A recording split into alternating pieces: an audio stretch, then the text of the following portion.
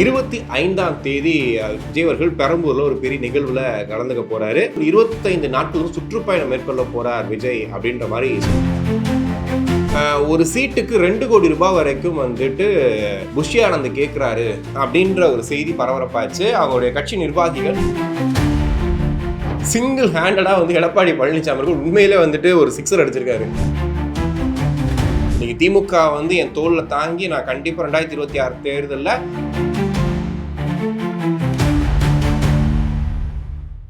நம்ம வீடியோவும் நிறைய பேர் பார்க்கறத பார்க்க ரொம்ப சந்தோஷமா இருக்கு. நிறைய பேர் கமெண்ட்ஸ்லயும் நிறைய மென்ஷன் பண்ணி சொல்றீங்க, இதை பத்தி பேசுங்க, இதெல்லாம் வந்து சொல்லுங்க அப்படின்ற மாதிரி மெசேஜஸும் வரும்போது ரொம்ப ஹாப்பியா இருக்கு. ஸோ நீங்க சப்ஸ்கிரைப் பண்ணாம பார்த்துட்டு இருந்தீங்க அப்படின்னா தயவுசெய்து சப்ஸ்கிரைப் பண்ணிட்டு பாருங்க. அப்பதான் வந்து டெய்லி நம்ம வீடியோஸ் போடும்போது உங்களுக்கு வந்து கண்டிப்பா வந்து சேரும். நோட்டிபிகேஷனே ஆன் பண்ணி வச்சுங்க, அதில் ஆல் கொடுத்துருங்க. அப்பதான் வந்து எல்லா வீடியோஸும் வரும். நாங்க போற ஷார்ட்ஸ் கூட உங்களுக்கு வந்து சேரும். சரியா?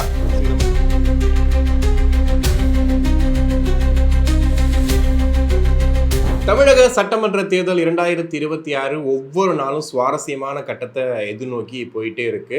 ஒவ்வொரு நாளும் நடக்கக்கூடிய நிகழ்வுகள் நமக்கு அதை தான் வந்து பறைசாற்றிக்கிட்டே இருக்கு.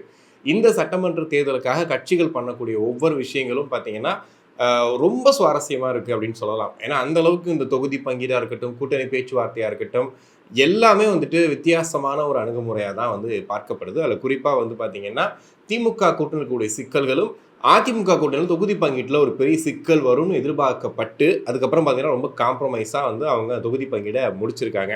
ஸோ இந்த நேரத்தில் வந்துட்டு விஜய் அவர்கள் எப்போ பிரச்சாரம் ஸ்டார்ட் பண்ணுவார் அப்படின்னும் போது 25ஆம் தேதி விஜய் அவர்கள் பெரம்பூரில் ஒரு பெரிய நிகழ்வில் கலந்துக்க போகிறாரு. 25, 26 அங்கேருந்து ஆரம்பிச்சு ஒரு 25 நாட்களும் சுற்றுப்பயணம் மேற்கொள்ள போகிறார் விஜய் அப்படின்ற மாதிரி சொல்லியிருக்காங்க.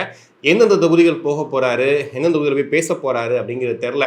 ஏன்னா இது வரைக்கும் வந்து ஒரு 100 வேட்பாளர்கள் வரைக்கும் வந்து விஜய் அவர்கள் தன்னுடைய கட்சிக்காக வேட்பாளர் நியமனத்துக்காக வந்துட்டு சூஸ் பண்ணியிருக்கிறதா சொல்கிறாங்க. அதுக்கப்புறமா அந்த 100 வேட்பாளர்களுக்காக வந்து விஜய் அவர்கள் களத்தில் இறங்கி வந்துட்டு பிரச்சாரம் பண்ண போகிறதாகவும் சொல்கிறாங்க. ஒரு 25 நாட்கள் வந்து ஃபுல்லாக விஜய் அவர்கள் சுற்றுப்பயணம் மேற்கொள்ள போகிறாரு அப்படின்றதையும் சொல்லியிருக்காங்க.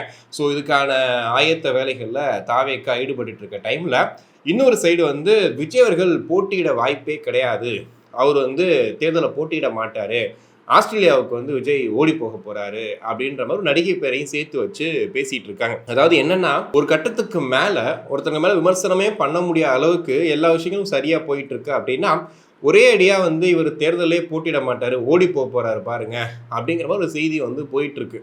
இது எப்படி சொல்றதுனே தெரியல. ஒருவேளை வந்துட்டு மொத்தமா வந்து முடிச்சு விட்டுடலாம், இதுக்கப்புறம் வந்து எழுந்து வரவே கூடாதுன்றதுக்காக விஜயகாந்த் அவர்களை ஒரு குடிகாரர், அவர் வந்துட்டு எங்கே எப்படி நடக்கணும்னு தெரியல, செய்தியாளர்களை காரி துப்பினார் அப்படின்ற மாதிரிலாம் சொல்லி அவருடைய மொத்த வாழ்க்கையுமே வந்துட்டு முடக்கிற மாதிரி பல விஷயங்கள் பண்ணாங்க. நேற்று கூட ஒருத்தர் இன்டர்வியூ பண்ணும்போது ரொம்ப அழகாக சொன்னார். ஒரு சோஃபாவில் காலை வச்சு சவுத்தில் காலை வச்சு அப்படியே ஒரு ஃபைட் பண்ணுவார் விஜயகாந்த் அவர்கள். ஆனால் இந்த அரசியல்னால ஒரு 2 கால்களும் முடக்கப்பட்டு ஒரு சோஃபாலேருந்து எழுந்து திரும்ப உட்கார்றது கூட முடியாத அளவுக்கு போயிட்டாரு. அந்த அளவுக்கு வந்து விஜயகாந்த் வந்து ஒரு செய்ன்னு செஞ்சு அமுச்சு விட்டாங்க அப்படின்னு சொன்னாங்க. ஸோ அந்த நிலைமைக்கு வந்து விஜயை தள்ளுறதா வந்து இப்போ வரக்கூடிய செய்திகளை பார்க்குறோம். இதை தாண்டி வந்து திடீர்னு காலையில் தாவேக்காவுடன் கூட்டணி அப்படின்னு சொன்னாங்க. என்ன கூட்டணி அப்படின்னு பார்த்தா புதுச்சேரியில் ஒரு கூட்டணி வந்து உருவாயிருக்கு தாவேக்காக்கு அப்படின்ற மாதிரி சொல்லியிருந்தாங்க. இப்போதான் வந்து வேட்பாளர் பட்டியல்லாம் வந்து அறிவிச்சிருந்தாரு. அதுக்கப்புறம் கூட்டணியாக வந்து ஒரு இயக்கம் வந்து சேர்ந்திருக்காங்க. ஸோ ஏற்கனவே ஒதுக்குனதுனால இப்போ அவங்களுக்கு ஒரு 2 தொகுதிகள் வந்து அவங்களுக்கு ஒதுக்குற மாதிரியான ஒரு பிளானோடு இருக்கதா சொல்லியிருக்காங்க. ஸோ வேட்புமனு தாக்கலும் வந்து வெற்றிகரமாக புதுச்சேரியில் நிறைவேற்றிட்டு முடிஞ்சிருக்கு. ஸோ இதுக்கப்புறம் வந்து என்ன நடக்க போகுது அப்படிங்கிறத பொறுத்திருந்து பார்ப்போம். இதுக்கு மத்தியில் பார்த்தீங்கன்னா புதுச்சேரியில் ஒரு சீட்டுக்கு 2 கோடி ரூபாய் வரைக்கும் வந்துட்டு புஷி ஆனந்த் கேட்குறாரு அப்படின்ற ஒரு செய்தி பரபரப்பாச்சு. அவங்களுடைய கட்சி நிர்வாகிகள், முக்கிய நிர்வாகிகள், இத்தனை வருஷமாக நான் உழைச்சிருக்கேன், 27 வருஷமாக கிட்டத்தட்ட நான் வந்து இதுக்காக உழைச்சிருக்கேன், ஆனால் எனக்கு சீட்டு இல்லை.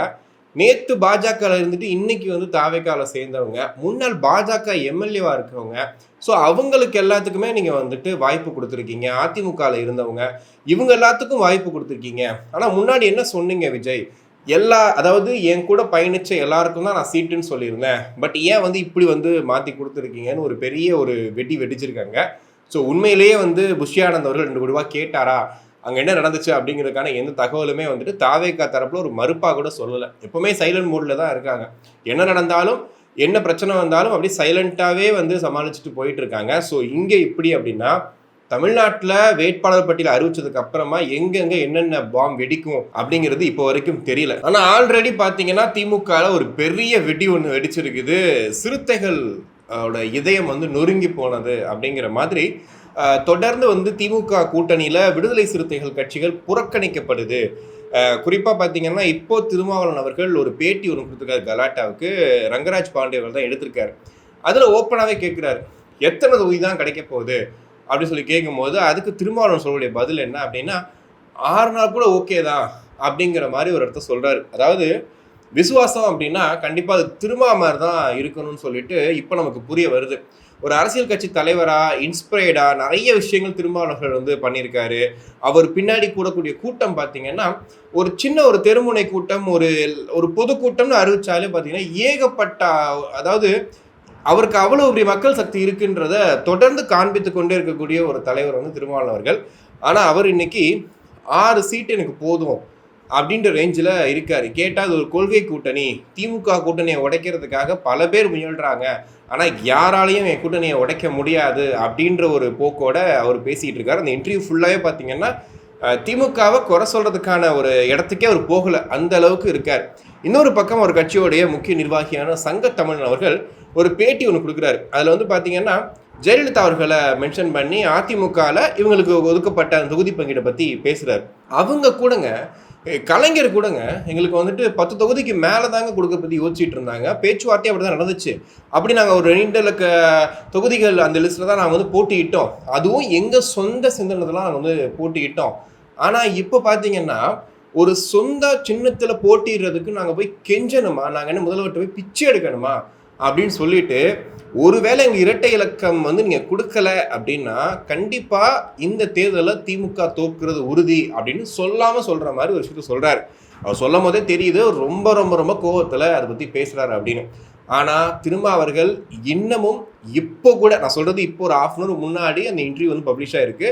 அதில் கூட பார்த்தீங்கன்னா குறிப்பாக திமுக பற்றி எந்த ஒரு குறையும் சொல்லாமல் அவர் ரொம்ப மேற்போக்காக தான் பேசிகிட்டு இருக்கார்.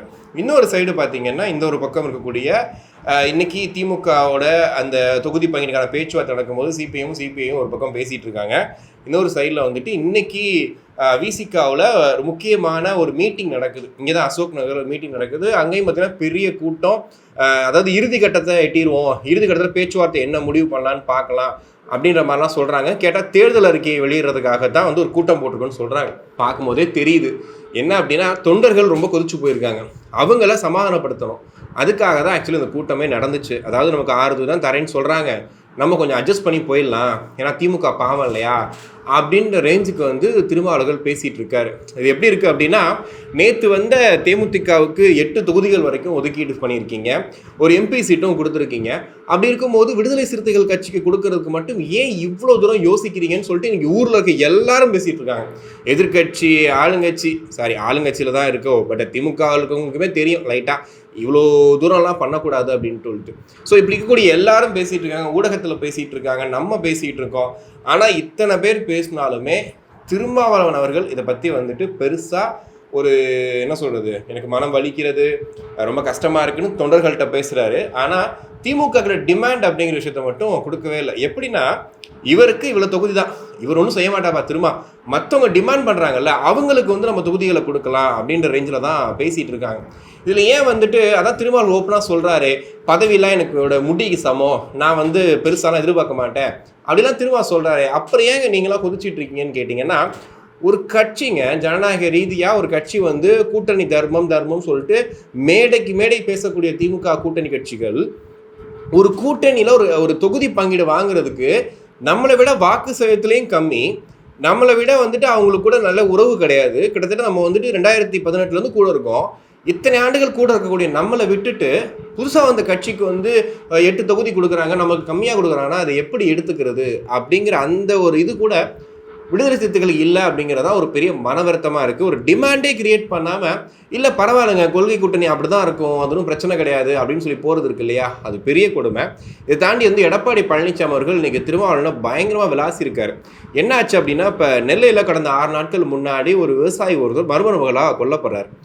வெட்டி கொலை செய்யப்பட்டவருடைய யார் கொன்னாங்க அப்படிங்கிறது தெரியல அப்படின்னு சொல்லி தேடிட்டு இருக்காங்க. இன்னைக்கு அந்த விவசாயியோட மகள் 23 வயசு தான் ஆகுது. அவங்க தற்கொலை பண்ணிக்கிறாங்க. அதாவது எங்கள் அப்பாவை கொண்டவங்கள இன்னும் கண்டுபிடிக்கல அப்படின்னு சொல்லி தற்கொலை பண்ணிக்கிறாங்க. இந்த செய்தியை கேட்டு கூட அந்த விவசாயி ஒரு பட்டியலத்தை சேர்ந்தவர். இந்த செய்தியை கேட்டு கூட திமுகவில் கூட்டணியை பற்றின பிரச்சனைகள் போயிட்டு இருக்கு. குறிப்பாக திருமாவளவர்கள் கூட்டணியில் அதாவது தொண்டர்களை சமாளிக்கிறதா இல்லை கட்சி தலைமையை சமாளிக்கிறதா அப்படின்ற அந்த ரேஞ்சுக்கு போயிட்டு இருக்காரே தவிர இந்த விஷயத்தை பற்றி பேசவே இல்லை அப்படின்னு சொல்கிறாங்க. எப்படி பேசுவார்? இதுக்கு முன்னாடி இருந்த எத்தனை விஷயங்களுக்கு திருமாவளவர்கள், அதுவும் குறிப்பாக பட்டியலின மக்களுக்கு எதிரான இந்த வன்முறைகளில் எத்தனை இடத்துல குரல் கொடுப்பாரு. காவல்துறை தவறு பண்ணிருச்சு அப்படி. காவல்துறை தவறு பண்ணுச்சுன்னா காவல்துறை யார் கட்டுப்பாட்டில் இருக்கு?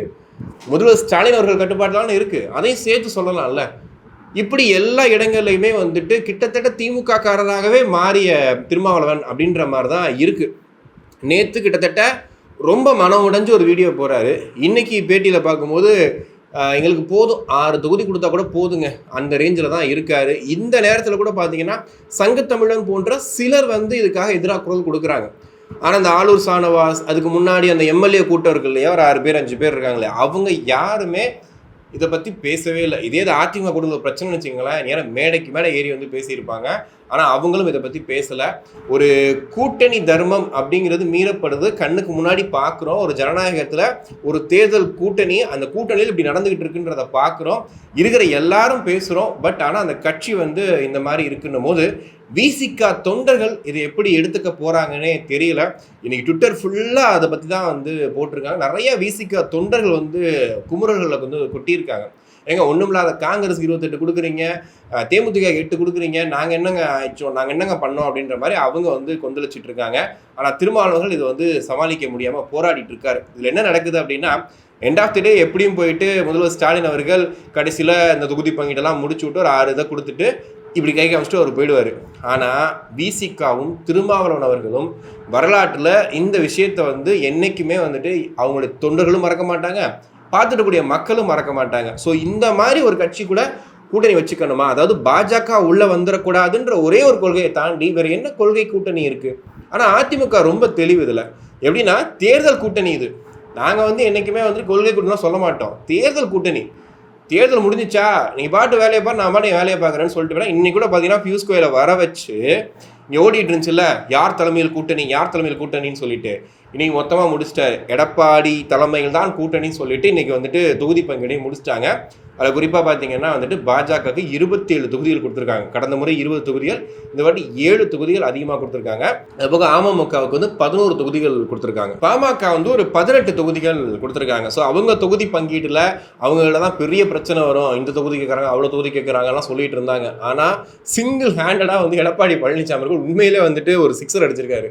அவர் அழகாக முடிச்சு விட்டார். போதும், இவ்வளோதான் உங்களுக்கு. ஏன்னா இங்கே கட்சிகள் கம்மி. பெரிய கட்சிகள்னு பார்த்தா அந்த 3 கட்சி தான். பாமக ஒன்று, பாஜக ஒன்று, அமமுக ஒன்று. இதை தாண்டி பெருசாக அவங்க யாருக்கும் கொடுக்க போகிறது ஒன்றும் கிடையாது. ஸோ அதிமுக ரொம்ப தெளிவாக ஈஸியாக தொகுதி பங்கீட முடிச்சு அடுத்த கட்ட பிரச்சாரத்தை ஸ்டார்ட் பண்ண ஆரம்பிச்சிட்டாங்க. இதுக்கப்புறம் யாரும் கூட்டணி வரப்போகிறது கிடையாது, இதுதான் கூட்டணி, இதுதான் முடிவுன்னு சொல்லி அவங்க போயிட்டு இருக்காங்க. இந்த வகையில் பார்க்கும்போது 24 கட்சி 28 கட்சியா? கட்சியோட எண்ணிக்கை அவ்வளோ இருக்குது. இவ்வளோ கட்சிகளை உள்ள வச்சிருக்கக்கூடிய திமுக திணறுது. என்ன பண்ண போகிறோம், ஏது பண்ண போகிறோம்னு சொல்லிட்டு. இதில் குறிப்பாக முக்கியமான கட்சியான விசிகா இவ்வளோ பிரச்சனை பண்ணுறாங்க அப்படின்னும் போது, ஆனால் சொல்கிறாங்க லைட்டாக கொஞ்சம் ஏதோ திருமாவளவர்கள் தாவேக்கா வரதுக்கோ வெளியே வர்றதுக்கோ ஏதோ பண்ணுறாரு, புறக்கணிக்க போகிறாரு தேர்தல்ன்ற மாதிரிலாம் செய்திகள் வருது. ஆனால் தொடர்ந்து இதுக்கு முன்னாடி பார்த்தீங்கன்னா அதிமுக கூட்டணியில் சிக்கல், அதிமுக கூட்டணி பாருங்கள் தொகுதி பங்கீடுல பிரச்சனை வரப்போகுதுன்னு சும்மா அதே டிபேட் தான் போயிட்டு இருந்துச்சு. எல்லா மேக்ஸிமம் நியூஸ் சேனல்ஸ்லாம் அது மட்டும் தான் போயிட்டு இருந்துச்சு. பட் ஆனால் பார்த்தீங்கன்னா இப்போது அந்த நியூஸ் சேனல்ஸில் தலைப்பு செய்தியாக என்ன வந்திருக்கு, என்ன அந்த டிபேட்டாக கொண்டு போயிருக்காங்க அப்படின்னா, அதிமுக இணக்கமாக போயிட்டாங்க, திமுகவில் மட்டும் ஏன் இழுபறி அப்படின்னு சொல்லிட்டு தொடர்ந்து அதை பற்றி பேச ஆரம்பிச்சேன். ஏன்னா பேசணும் ஆகணும். இன்றைக்கி இருக்க தொண்டர்கள்லேருந்து அவனும் சொல்லுவாங்க, அரசியலில் சலூன் கடை டீ கடை வரைக்கும் அதை பற்றி பேச ஆரம்பிச்சிட்டாங்கன்னு சொல்லிட்டு. ஸோ கண்டிப்பாக அதை பேச ஆரம்பிச்சிட்டாங்க. பேச ஆரம்பித்ததுனால இருக்கக்கூடிய எல்லா இடங்கள்லையுமே இதை பற்றின பேச்சுவார்த்தைகள் அதிகரிக்க ஆரம்பிச்சிருக்கு. இதுக்கு மத்தியில் நேற்று பார்த்துருப்பீங்க, சிஎஸ்கேவோட அந்த ஒரு ரோர் அப்படின்னு சொல்லிட்டு ஃபேன்ஸ் மீட் மாதிரி வச்சுருந்தாங்க. சிவகார்த்திகேயன்லாம் வந்திருந்தார். ஸோ இந்த இடத்துல சஞ்சு சாம்சன் தோனி அவர்களுக்கு அந்த ஒரு நினைவு பரிசு மாதிரி கொடுக்குறாங்க, ஒரு ஃப்ரேம் மாதிரி கொடுக்குறாங்க. அதில் எக்ஸாக்டாக விஜயோட விசில் சின்னம் இருக்கு இல்லையா, அந்த லோகோவோட எக்ஸாக்டான ஒரு இது வந்து அதில் இருக்குது. அதை பார்த்தோன்னே இன்னைக்கு டிவிகே விர்ச்சுவல் வாரியர்ஸ்லாம் வந்துட்டு வாவ் சூப்பர் பாத்தியா எங்கள் தலை தோனியே வந்துட்டு ஆதரவு கொடுக்குறாரு அப்படி இப்படின்னு சொல்லிட்டாங்க. இல்லை சிஎஸ்கே வந்து இது மறைமுகமாக வேலை பார்க்குது அப்படின்ற மாதிரிலாம் சொல்லிட்டாங்க. யோசிச்சு பார்த்தீங்கன்னா கரெக்டாக வந்து ஐபிஎல் நடக்குது, அது முடித்த உடனே இங்கே வந்துட்டு தேர்தல் வரப்போகுது. ஸோ இது ரெண்டுக்கும் ஏதோ ஒரு கனெக்ஷன் இருக்குன்ற மாதிரி போட்டு அவங்க பயங்கரமாக அதை ட்ரெண்ட் பண்ணிட்டு இருக்காங்க. ஸோ ஒரு பக்கம் வந்துட்டு இதை எப்படி எடுத்துக்கிறதுன்னு தெரியல. ஏன்னா இப்போ யாரை நிப்பாட்ட போகிறாங்க, பெரம்பூரில் வந்துட்டு விஜய் அவர்கள் நிற்க போகிறாரு, அவங்களுக்கு ஆப்போசிட்டாக திமுக யாரை நிப்பாட்ட போகிறாங்கன்ற மாதிரிலாம் பேசிகிட்டு இருக்கும்போது இங்கே டிவிக்கு விர்ச்சுவல் வாரியர்ஸ் கிடைக்கிற எல்லா கேப்லேயும் வந்துட்டு ஏதாவது ஒரு விஷயத்த வந்து மக்கள்கிட்ட கொண்டு போய் சேர்த்துக்கிட்டே இருக்காங்க. அதில் விசிலையும் வந்து கொண்டு போய் சேர்க்கறதுக்கு இப்போ சிஎஸ்கேயும் துணைக்கு கூப்பிட்டுக்கிறாங்க அப்படின்னே எடுத்துக்கலாம். இப்போ வந்து விஜய் அவர்கள் நிற்கக்கூடிய பெரம்பூர் தொகுதியில் ஆப்போசிட்டாக யாரை நிப்பாட்ட போகிறாங்க அப்படின்ற தகவலை பார்க்கும்போது திவ்யா சத்யராஜ் இருக்காங்க இல்லையா, இப்போ ரீசெண்டாக திமுகவுக்கு ஒரு ஒரு உண்மையான விசுவாசியாக மாறி இன்னைக்கு திமுக வந்து என் தோளில் தாங்கி நான் கண்டிப்பாக 2026 தேர்தலில் திமுக மீண்டும் ஆட்சி அமைக்க விடமாட்டேன் அப்படின்ற மாதிரி போராடிட்டு இருக்காங்கல்ல, அந்த திவ்யா சத்யராஜ் தான் வந்து நிப்பாட்ட போகிறதா சொல்கிறாங்க. ஏன்னா பெரம்பூர் தொகுதியை பொறுத்த வரைக்கும் விஜய் அவர்கள் ஒரு கட்சி ஆரம்பிக்கிறதுக்கு முன்னாடியே வந்துட்டு பெரம்பூரில் பெரிய ஃபேன் பேஜ் இருக்குது, பயங்கரமான ஃபேன் பேஸ் இருக்குன்ற மாதிரிலாம் யோசிச்சு தான் பெரம்பூர் தொகுதி ரொம்ப ஃபோக்கஸ்டாக இருந்தாரெலாம் சொன்னாங்க. இப்போ வந்து சரி ஓகே கட்சி ஆரம்பிச்சதுக்கப்புறம் வேட்பாளர் அப்படின்னும் போது கண்டிப்பாக நம்ம அங்கே நின்னா நமக்கு ஒரு நல்ல வாய்ப்பு இருக்குது அப்படின்ற மாதிரி சொல்லியிருந்தாங்க. ஏற்கனவே கமலஹாசன் நிற்கும் போதே பார்த்தீங்கன்னா கணிசமான வாக்குகள் ஒரு கிடைச்சது. ஸோ அதனால அந்த தொகுதியை நம்ம சூஸ் பண்ணலான்ற மாதிரி யோசிச்சு தான் பண்ணியிருக்காங்க. இப்போ ஆப்போசிட்டாக நிற்க போகிறது வந்து அவரை விட கண்டிப்பாக ஜெயிக்கிறதுக்கான ஒரு ஆளாக தான் நிப்பாட்டணுன்ற மாதிரி இருக்கும்போது திவ்யா சத்யராஜ் வந்து அந்த இடத்துல எப்படி இருக்க போகிறாங்க அப்படிங்கிறது தெரில, அதை பொறுத்து இருந்தால் பார்க்கணும். இதுக்கு மத்தியில் பார்த்தீங்கன்னா ரீசெண்ட் டைமில் ஒரு கல்குவாரியில் ஒரு செய்தியாளர் ஒருத்தரை சரமாரியாக அடித்த விஷயத்த பார்த்தோம். அதுக்காக பல செய்தி நிறுவனங்கள் கண்டனம் தெரிவிக்கலை, சில பேர் மட்டும்தான் அதுக்காக பெருசாக போராடினாங்க, குறிப்பாக திருநெல்வேலி தூத்துக்குடியெல்லாம் போராடினாங்கன்ற மாதிரி சொல்லியிருந்தோம். அப்படி இருக்கக்கூடிய அந்த கல்குவாரி, அதாவது எம்எல்ஏ பழனி ஆண்டி அவருடைய கல்குவாரி தமிழகத்தில் பெரிய ஒரு பேசு பொருளாக மாறுச்சு. ஆனால் ஊடகத்திலேயோ மற்றபடி வந்துட்டு திமுக சைட்லேருந்தும் எந்த ஒரு ரிப்ளையும் இல்லாத ஒரு இடமா தான் வந்து இந்த விஷயமே மாறுச்சு. அப்படி பார்க்கும்போது அவருடைய மகன் விஜயபாரதி அவருடைய கல்குவாரியில் இன்னைக்கு பார்த்தீங்கன்னா திண்டுக்கல் சரளப்பட்டியில் ஒரு 10 நாள் முன்னாடி காணாமல் போன ஒருத்தருடைய சடலம் வந்து மீட்கப்பட்டிருக்கு, அழுகிய நிலையில் மீட்கப்பட்டிருக்கு. இப்போ இந்த செய்தியும் நம்ம எப்படி கடந்து போகிறது அப்படிங்கிறது தெரியல. ஆனால் கடந்து தான் போகணும் அப்படின்ற மாதிரி தான் அவங்க சொல்கிறாங்க. ஏன்னா அந்த அளவுக்கு தான் இருக்குது. இப்போ முன்னாடியே பேசின மாதிரி திருநெல்வேலியில் ஒரு விவசாயியோட அந்த மரணத்தை பார்க்குறோம், அதுக்கப்புறம் 6 நாளுக்கு அப்புறமும் கண்டுபிடிக்கப்படலைன்னு பார்க்குறோம். அதுக்கப்புறம் அவங்களுடைய மகள் கையில் வந்துட்டு எங்கள் அப்பாவோட சேர்த்து, அதாவது எங்கள் அப்பாவை எங்கே வந்து அடக்கம் பண்ணீங்களோ அங்கேயே என்னையும் அடக்கம் பண்ணிடுங்கன்னு சொல்லி எழுதி வச்சுட்டு செத்து போகிறாங்க. அப்படியாவது வந்து இந்த அரசு வந்து நடவடிக்கை எடுக்கணும்னு சொல்லி செத்து போகிறாங்க. ஸோ இந்த செய்தியும் நம்ம கடந்து தான் போகணுமா அப்படின்ற இடத்துல தான் வந்து நிப்பாட்டியிருக்காங்க. ஏன்னா அந்தளவுக்கு தான் வந்துட்டு இவங்க பண்ணக்கூடிய விஷயங்கள், இவங்க இருக்கக்கூடிய விஷயங்கள்லாம் இருக்குது. ஏன்னா தேர்தல் நேரத்தில் பார்க்கக்கூடிய அத்தனை விஷயங்கள் நம்ம முன்னாடியே சொன்ன மாதிரி ஒவ்வொரு செய்தியுமே நம்மளை அதிர வைக்குது. தேர்தல் நெருக்கத்தில் இவ்வளோ விஷயங்கள் நடக்குது, பட் ஆனால் இந்த கட்சிகள் வந்து கூட்டணியை பற்றியும் நம்ம அடுத்து என்ன பண்ண போகிறோம் பங்கீடை பற்றியும் தான் பேசிகிட்டு இருக்காங்க. இல்லை குறிப்பாக வந்து தேமுதிக அவர்களுக்கு வந்து இத்தனை தொகுதிகள் ஒதுக்கிட்டாங்கன்றது வந்து இப்போ இன்னைக்கு விசிகேல ஒரு பெரிய வெடியாக வெடிச்சிருக்குன்றதை தாண்டி ஒட்டுமொத்தமாக பார்க்கும்போதே பார்த்தீங்கன்னா அவங்க டிஃபெண்டர் கார் ஒன்று வாங்கியிருந்தாங்க. அது பயங்கர வைரலாக போச்சு. அந்த கார் எப்படி வாங்கினாங்க, அது எப்படிங்க எத்தனை கோடியில் கார் வாங்க முடியும் அப்படிலாம் பேசிகிட்டு இருக்கும்போது அவங்க வந்து சொல்கிறாங்க இதுக்கு முன்னாடியே வாங்கின காருங்க, நாங்கள் திருப்பதி போயிருந்தோம், அப்போ வந்து ஃபோட்டோ எடுத்து போட்டோம், அதை இன்னைக்கு பரவலாக போட்டு வைரல் பண்ணி எல்லாரும் பேசிகிட்டு இருக்காங்க அப்படின்ற மாதிரிலாம் சொல்கிறாங்க. அதாவது பாருங்களேன், தேமுதிகாவில் ஒரு கார் வாங்கின விஷயத்தில் அவங்க ஒரு விளக்கம் கொடுக்குற வரைக்கும் எல்லாரும் பேசினது தான். பாருங்கள் டிஃபெண்டர் கார் வாங்கிட்டாங்க, கூட்டணியில் பெருசாக வந்து காசு கிடச்சிருக்கும் போல் இப்படிலாம் பேசிட்டு வைரல் பண்ணுறது இருக்குல்ல. இன்னொரு பக்கம் பார்த்தீங்கன்னா கடலூரோட அரசு மருத்துவமனையில் ஒரு வீடியோ காட்சி வெளியாக இருக்குது. ஒரு முக்கியமான ஒரு நியூஸ் சேனல் நியூஸ் 18 தமிழ்நாடு தான் அதை எடுத்து போட்டிருக்காங்க. என்னன்னா அந்த அரசு மருத்துவமனையில் ஒரு 4 மணி நேரமாக கரண்ட் இல்லை. ஓகே சரி கரண்ட் இல்லைங்க, கரண்ட் கட் ஆயிடுச்சு, என்ன காரணம்னு கேட்டால் வந்து இந்த சாலை தோண்டும் போது கரண்ட் கட் ஆயிடுச்சுங்கன்னு சொல்கிறாங்க. சரி கரண்ட் கட் ஆனால் அப்போ வந்து அங்கே வந்து ஒரு ஜென்ரேட்டர் வசதி இருக்கா அப்படின்னு கேட்கும்போது ஜென்ரேட்டர் வசதியும் இல்லை. அப்போ அங்கே வெண்டிலேட்டர்லாம் எப்படி ஒர்க் ஆகுதுன்னு ஃபஸ்ட்டு தெரியல. ஆனால் அந்த காட்சியில் என்ன பதிவாக இருக்குது அப்படின்னா கரண்ட் இல்லாமல் டார்ச் லைட்டுக்குள்ள செல்ஃபோன் டார்ச் லைட்டு, கையில் டார்ச் லைட்டு, அதை வச்சு வந்து மருத்துவம் பார்த்துட்டு இருக்காங்க அதனுடைய மருத்துவர்களும் செவிலியர்களும். இது எப்படி இருக்கு பாருங்களேன். இவ்வளோ காலம் வந்து நம்ம அரசு மருத்துவமனைகள்லாம் வந்துட்டு உலக தரத்தில் இருக்குது, நம்ம நிறைய விஷயங்கள் பண்ணிட்டோம் அப்படி இப்படிலாம் சொல்லிட்டு இருக்கும்போது கடலூர் அரசு மருத்துவமனையில் இப்படி ஒரு நிலைமை தான் இருக்குது. ஸோ இதையும் வந்து நம்ம நோட் பண்ணி பார்க்க வேண்டி இருக்குது. ஸோ இந்த மாதிரி விஷயங்கள் தான் தேர்தல் நேரத்தில் நம்மளை எல்லாரையும் வந்துட்டு உயிர்ப்போட, அதாவது கொஞ்சமாச்சும் லைட்டாக மிஸ் ஆனோட ஏமாத்திடுவாங்கன்ற மாதிரி தான் வந்து தொடர்ந்து தேர்தல் நிலவரங்கள் போயிட்டு இருக்கு. அதுக்கப்புறம் பிரச்சாரங்களும் ஸ்டார்ட் ஆக போகுது. குறிப்பாக வந்துட்டு இன்னைக்கு சீமான் அவர்கள் பரப்புரையை தொடங்கிட்டாரு. வெற்றிவேல் முருகனுக்கு அரோகரான்னு சொல்லிட்டு இப்போ அவர் வந்து தொடங்கியிருக்காரு.